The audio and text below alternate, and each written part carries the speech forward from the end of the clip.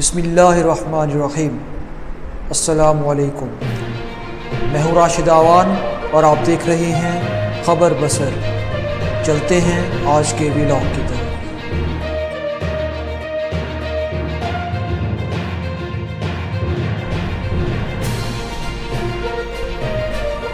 کل پنجاب میں قومی اسمبلی کے 6 حلقوں اور صوبائی اسمبلی کے 7 حلقوں میں انتخابات۔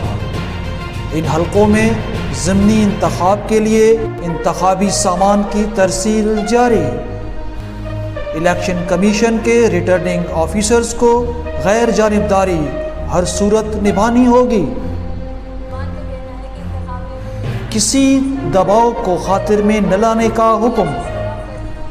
فرانس کا بھی پاک بھارت جنگ میں پاکستان کی برتری کا اعتراف۔ فرانس کے نیول کمانڈر کا کہنا کہ 9 اور 10 مئی کی درمیانی شب گرنے والے رافیل طیاروں میں کوئی خرابی نہیں تھی، بلکہ انہیں درست طریقے سے آپریٹ نہیں کیا جا سکا۔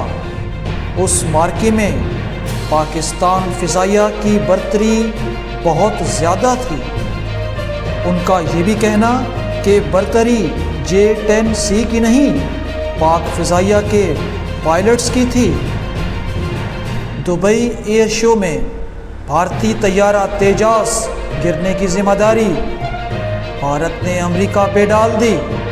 بھارتی میڈیا پر دفاعی ماہرین کا کہنا کہ انجن امریکی تھا اور امریکی کمپنی جنرل الیکٹرک بھارت کی کبھی دوست نہیں رہی۔ پاکستان کا کہنا کہ افغانستان کا پاکستان کے ساتھ تجارتی تعلق اور ترقی یا دہشت گردوں کی پشت پناہی، یہ فیصلہ افغانستان رجیم کو کرنا ہے۔ تفصیلات کے مطابق دفتر خارجہ کا کہنا کہ پاکستان کا افغانستان کے ساتھ تجارتی راستوں کی بندش یہ رد عمل نہیں، بلکہ دہشت گردی کی روک تھام، اسمگلنگ اور غیر قانونی دراندازی کے راستے بند کرنے کے لیے ہے۔ یہ فیصلہ قومی سلامتی، معاشی بقا اور ریاست کی رٹ قائم کرنے کے لیے کیا گیا۔ افغانستان کی 80% سے زیادہ تجارت پاکستان کے راستے ہوتی ہے۔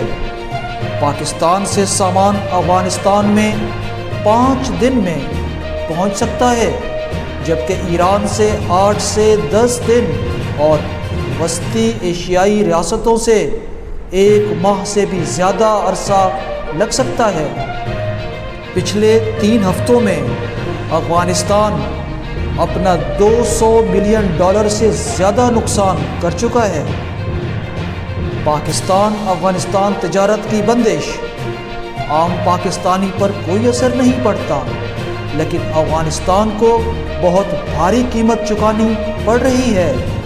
اگر افغانستان دہشت گردوں کی پشت پناہی سے باز نہ آیا تو اسے مزید نقصان کا سامنا ہوگا۔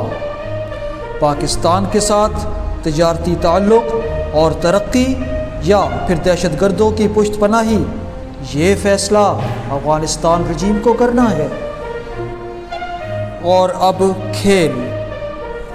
پاکستان کے شاہینز رائزنگ ایشیا کپ کرکٹ کے فائنل میں سنسنی خیز سیمی فائنل میں سری لنکا کو 5 رنز سے شکست۔ 153 کے جواب میں سری لنکا 148 تک محدود۔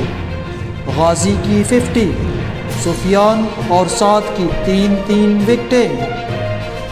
دوسری جانب بنگلہ دیش نے بھارت کو ہرا دیا۔ بنگلہ دیش نے بھارت کو سپر اوور میں شکست دی۔ بنگلہ دیش نے 6 وکٹ پر 194 رنز بنائے۔ بھارتی ٹیم بھی 194 رنز اسکور کر پائی۔ سپر اوور میں بھارتی ٹیم کے 2 کھلاڑی ابتدائی 2 گیندوں پر 0 پر آؤٹ۔ بنگلہ دیش کو درکار 1 رن وائڈ کی صورت میں مل گیا۔ اب پاکستان اور بنگلہ دیش کا مقابلہ اب تک کے لیے اتنا ہی، چلتے ہیں اختتام کی جانب۔ خبر بصر کو سبسکرائب، لائک اور شیئر کر لیجئے گا۔ اپنا اور اپنوں کا بہت خیال رکھیے۔ پاکستان زندہ باد۔